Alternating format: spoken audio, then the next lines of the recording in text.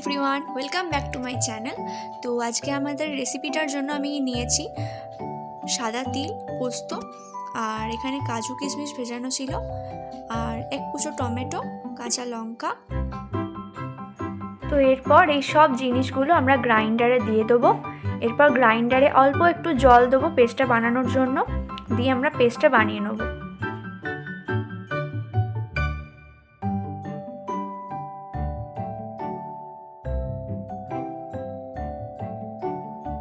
আর আমাদের paste ready.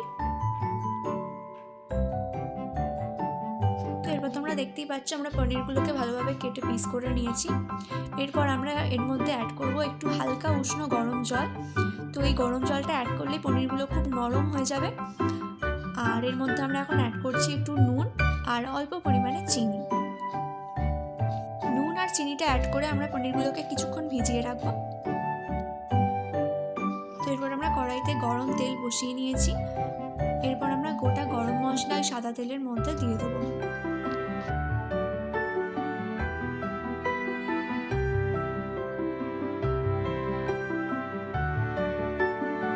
গোটা গরম মশলাটা আমরা 1 মিনিট মতো ভেজে নেব। তো এরপর আমরা অ্যাড করব এখানে সবজিগুলো। এখানে সবজির মধ্যে আমরা দিয়েছি বিনস, ক্যাপসিকাম, টমেটো, কাঁচা লঙ্কা আর ধনেপাতা।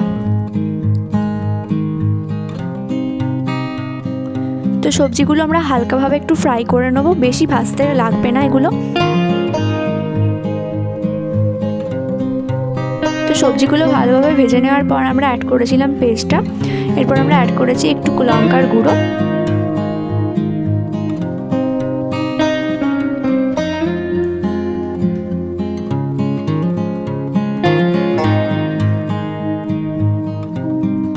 কাশ্মীরি লঙ্কা গুঁড়ো অ্যাড করার পর আমরা এর মধ্যে হালকা করে একটু চিনি দিয়েছিলাম যাতে একটু মিষ্টি হয়।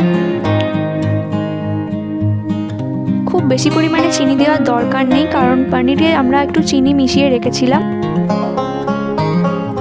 তো এরপর আমরা হালকা করে একটু জল অ্যাড করলাম। অ্যাড করে ভালোভাবে একটু ভেজে নিতে হবে মশলাটা। এরপর আমরা দিয়েছি নুন,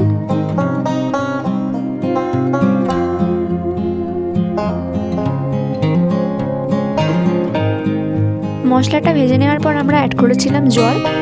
এরপর আমরা অ্যাড করব কয়েকটা কাঁচা লঙ্কা যাতে খুব সুন্দর একটা স্মেল আসে। আর তারপরে আমরা পনিরগুলো আস্তে আস্তে অ্যাড করে দেবো।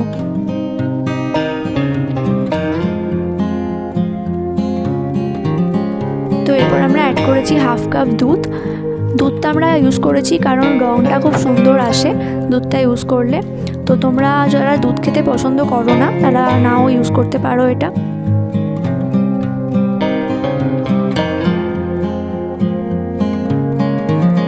পনিরগুলো আমরা একদমই ভাজিনি, কারণ ভাজলে পনিরগুলো শক্ত হয়ে যায়। তো পনিরগুলো দেখো তোমরা কিরকম নরম আছে।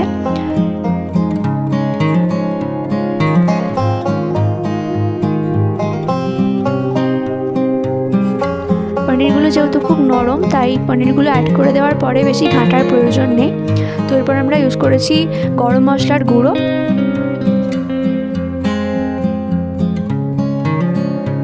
নেক্সট আমরা আমুলের বাটার 1 চামচ ইউজ করব, দিয়ে আমরা গ্যাসটা অফ করে দেবো। বাটারটা দিয়ে দেওয়ার পরেই তোমরা নামিয়ে দিও, না হলে বাটারের গন্ধটা চলে যাবে।